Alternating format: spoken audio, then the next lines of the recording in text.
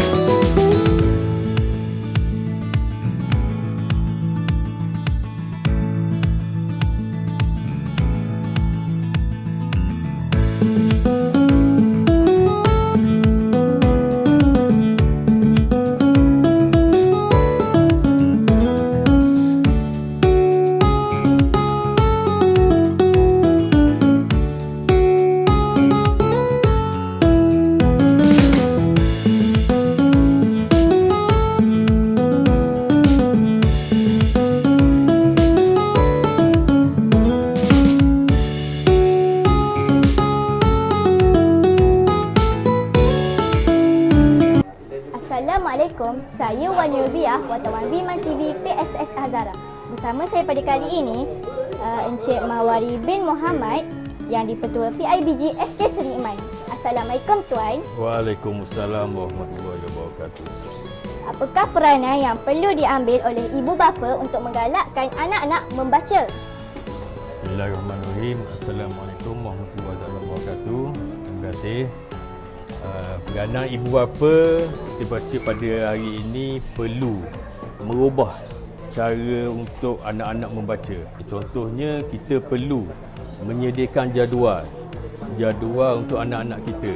Dengan teknologi sekarang ramai anak-anak yang boleh dikatakan ada telefon masing-masing. Itu permasalahan yang berlaku sekarang ini yang membuatkan anak-anak kita kurang membaca. Jadi peranan ibu bapa perlu menghakkan dan memastikan masa untuk anak-anak membaca lebih lama di rumah, dan untuk bermain telefon dia ada masa-masa dia. Apakah nasihat atau pesanan Tuan kepada murid yang masih kurang minat membaca? Untuk anak-anak yang kurang minat membaca, nasihat saya kita perlukan minat yang meluas. Contohnya galakkan daripada ibu bapa.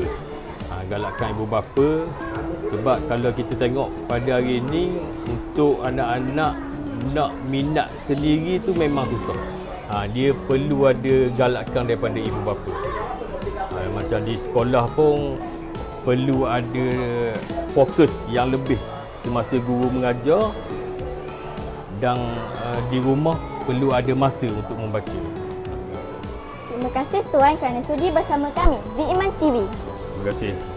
Sekian sahaja wawancara pada hari ini. Jangan lupa like, share and subscribe saluran digital kami Beriman TV. Saya Wan Yubiah, wartawan Viman TV PSS Azhara. Jumpa lagi. Assalamualaikum. Itulah dia sedetan majlis pada hari ini. Semoga kita terus menjadi generasi yang cintakan ilmu. Sekian saja episod saya pada kali ini. Saya Adini, wartawan Viman TV PSS Azhara. Jangan lupa like, share dan subscribe saluran digital kami Viman TV PSS Azhara. Jumpa lagi. Bye.